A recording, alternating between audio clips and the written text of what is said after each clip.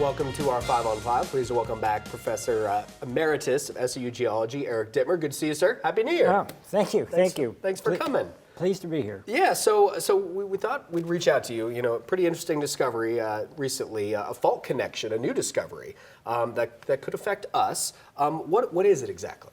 Well, it's building upon the last 2 decades of research into the Cascadia Subduction Zone and its potential for a large earthquake, even though they're not very frequent. We could look at 8 or magnitude 8 or 9. Pretty much in our 1 chance in 3 in the next 50 years. Yeah, and the Cascadia Subduction Zone is off the Oregon coast. Off the Oregon coast, extending from northern California to southern British Columbia. So it's a long fault. Mm-hmm. And it's compression faults. 2 plates are colliding, and that's significant.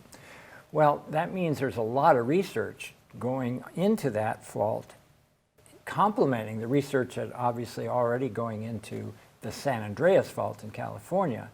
And when those 2 meet off the Mendocino, Point Mendocino, mm-hmm.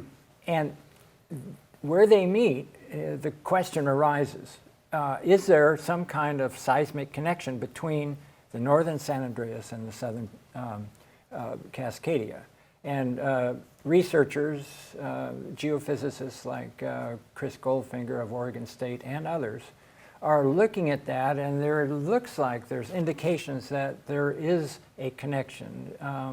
The current research, which is just starting, indicates that there could be some triggering of the northern San Andreas with a large motion of the Cascadia, but not necessarily the other direction. Interesting. So yeah, it is interesting, and anything we can learn about the personality of earthquake faults, San Andreas or Cascadia, the better we can predict what it's going to be like when they have various sizes of earthquakes. How long will the shaking last? How long does it take before that shaking reaches us if we get notified? So those kinds of things is like learning the personality of a volcano and predicting its eruption. That's what geophysicists do. That is fascinating because there is so much that is unknown. I like that personality. That's very good. It is. It's very interesting. All right, we're going to take a quick commercial break. Okay. We'll have much more in a moment. Stay with us. Welcome back to our 5 on 5 again here with Eric Dittmer, Professor Emeritus, SOU Geology. We're talking about the discovery of a fault connection, and please correct me if I'm wrong as I try to summarize part 1 of our interview, between the Cascadia Subduction Zone off the Oregon coast and down into California and the San Andreas Fault, obviously, which people know of, the fault line off the more closer to the Bay Area. What did you think when you first heard about that fault connection? Well, I moved up here from California, as many others did, and so I have experience with a lot of relatively minor earthquakes. Here, Cascadia doesn't have that many minor earthquakes. Oregon doesn't have much of an earthquake memory. And so I'm really intrigued by the research that could connect the personality of the Cascadia Subduction Zone and the San Andreas. It's a complicated process, and it's going to take a while to pin down data more precisely. But that physical connection intrigues me. Yeah, and we were talking about Oregon and California, or both, and Washington State as well, are looking into shake alert technology, and so that we get a heads up, maybe 30, maybe 45 seconds before the actual earthquake begins. How far away are we from this kind of tech? We are trailing California. They have distributed the shake alert technology, and the distribution of that data is the next hurdle. Shake alert itself, technology, is pretty well firmed up. But how do you get the word out to the public? And should they care? The farther you are away from the earthquake epicenter, the more time you might have to implement your earthquake plan at home or at work. Sure. And you know the safe places to be away from windows and falling objects and things like that. And every second counts. Yeah. So if you actually had an app that told you that an earthquake was coming and you have, say, 30 seconds before the shaking actually hits you, then you can, you've rehearsed your plan and you know exactly where to go or exactly where not to go.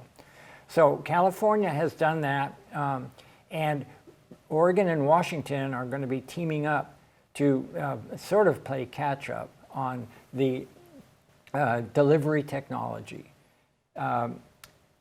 You mentioned that there's Amber Alerts. Yeah. You know, that kind of technology. We did not sign up for this. It is part of No, our that's phone. right. They go instantly Right. if we're near something. Right. Yeah. And so whether or not we're going to sign up for an improvement of that distribution or not is going to be part of the next year or two as we evaluate those options, so that it may be an app.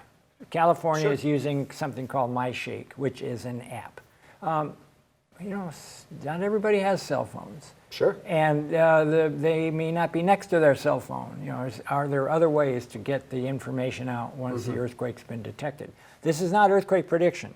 Yeah. The earthquake has happened. Yes. And so the physics of it is that we can transmit the warning by the speed of light, but the shaking takes longer. Yeah, So as you we'll have mentioned. that Yeah. time. The further you are away from it, the more time you have. Exactly. And so you mentioned also that the legislature in this short session coming up here in a matter of months, they're going to be looking at possibly putting some more money into this. Is that something that you think could happen? Yeah, the original budget for the last legislative session included enough money to fully build out the seismographic network. And the more seismographs you have, the more precise the information is. That got dropped at the last minute, a flurry of last minute activity.